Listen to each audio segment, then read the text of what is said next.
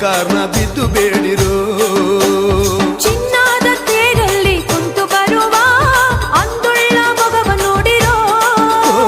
ಚಿನ್ನದ ತೇರಲ್ಲಿ ಕುಂತು ಬರುವ ಅಂದುಳ್ಳ ಮೊಗವ ನೋಡಿರೋ.